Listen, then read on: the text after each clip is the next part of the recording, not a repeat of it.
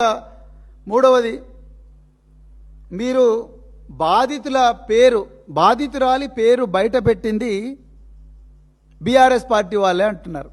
ఇంతకన్నా ఘోరమైన నీచమైన అబద్ధం ఇంకోటి ఉండదు. రేవంత్ రెడ్డి గారు, మీరు ముఖ్యమంత్రి హోదాలో ఉండి ఆ విధంగా మాట్లాడుతున్నారంటే ఇక మీ వ్యక్తిత్వం ఏందో మీరే పరీక్షించుకోండి.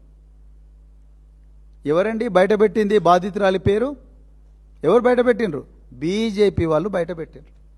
అసలు బాధితురాలు పేరు ఏంటి అనేది ఎవరు బయటికి తీసుకొచ్చిండ్రు? కరీంనగర్ 2 టౌన్ పోలీస్ స్టేషన్లో ఈ అమ్మాయికి వ్యతిరేకంగా మీ కింద పనిచేస్తున్న కరీంనగర్ పోలీసులు మే 8వ తారీఖు సాయంత్రం 5:30 గంటలకు వీళ్ళు మాకు ఎఫ్ఐఆర్ చేయండి అని పేట్ బషీరాబాద్కి వస్తే ఉల్టా మీరు కరీంనగర్లో వీళ్ళని భయపెట్టించడానికి ఒక కేసు రిజిస్టర్ చేశారు. అది కూడా ఈ నిందితుడు బండి సాయి భగీరథ్ అక్కడికి పోకుండా ఎవరినో పంపిస్తే కేసు రిజిస్టర్ చేశారు. అందులో ఈ అమ్మాయి పేరు, ఈ అమ్మాయి తల్లి పేరు, ఈ అమ్మాయి తండ్రి పేరు రాసి బీజేపీ వాళ్ళు దీన్ని బయటపెట్టినరు. ఒక్క రోజైనా బీఆర్ఎస్ పార్టీ ఆ అమ్మాయి పేరు తీసిందా? మీ పోలీసు వాళ్ళందరినీ పెట్టండి, మీ సైబర్ సెక్యూరిటీ బ్యూరో వాళ్ళని పెట్టండి.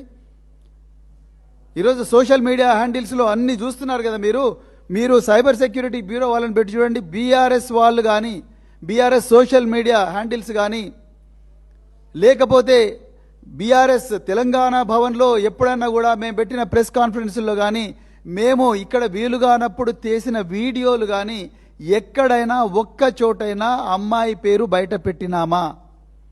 పెట్టలేదు. మీ సహకారంతో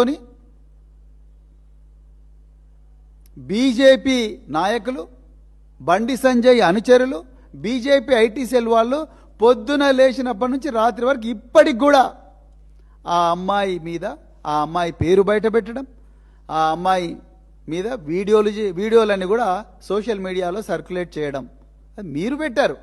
మీ సహకారంతో వీళ్ళు పెట్టినరు, బీజేపీ వాళ్ళు పెట్టినరు. మళ్ళీ మీరు బీఆర్ఎస్ వాళ్ళని అంటున్నారు. నిజంగా ఈ కేసులో తెలంగాణ ప్రజలందరికీ కూడా తెలుసు ఏ పార్టీ ఈ మైనర్ బాలిక వైపు నిలబడ్డది, ఏ 2 పార్టీలు భగీరథ్ వైపు నిలబడ్డవి అనేది తెలంగాణ ప్రజలందరూ కూడా చాలా క్లియర్గా అర్థమైంది.